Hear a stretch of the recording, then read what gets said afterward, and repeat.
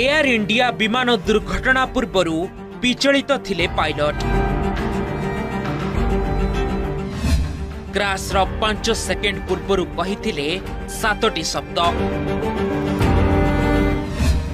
ATC को pilot देथिबा message खोलिब रहस्य।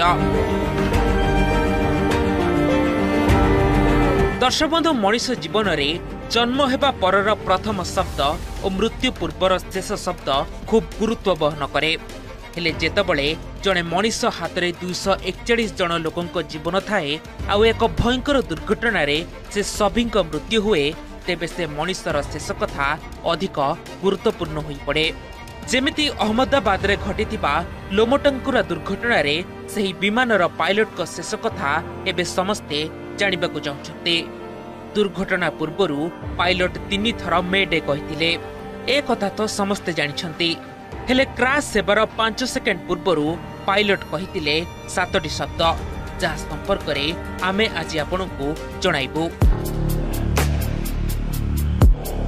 12 जून 2025 समय 1:38। एयर इंडिया फ्लाइट 171 अहमदाबाद रु लंडन अभिमुखे उड़ान भरिथिला। एहाको उड़ाउथिले पायलट सुमित सबरवाल और को पायलट क्लाइव कुंदार। हेले टेक ऑफ रो मात्र 5 मिनिट भितरे विमानटी एक मेडिकल कॉलेज रो हॉस्टल छात्र दुर्घटनाग्रस्त होई नियार गोलारे परिणत होइकला।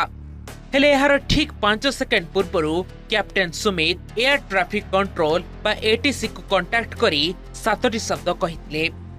से कहिथिले thrust not achieved, falling, mayday mayday mayday. अर्थात विमान को थ्रस्ट मिलु नहीं, आमे तळुकु तळुकु जाउछु। आउ 3 थर मेडे कहिथिले सुमित।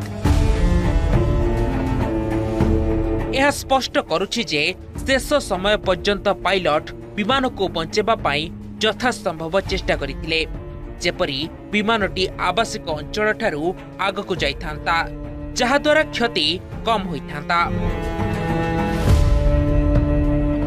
तेबे आमे एठारे कहि रखुछु जे थ्रस्ट विमान को गति एवं उड़ान प्रदान करे। विमान उड़ाइबारे थ्रस्ट एक गुरुत्वपूर्ण शक्ति, जहा विमानर इंजिन द्वारा जेनेरेट होइथाए। आउ फ्लाइट AI 171 केस रे विमानर इंजिन थ्रस्ट जेनेरेट करि पारु नथिला, फलरे विमानटी यथेष्ट गति पाई पारिला नाही आउ आकाश रु खसी पड़ी क्रैश हो जाइथिला। Bureau report, OTV।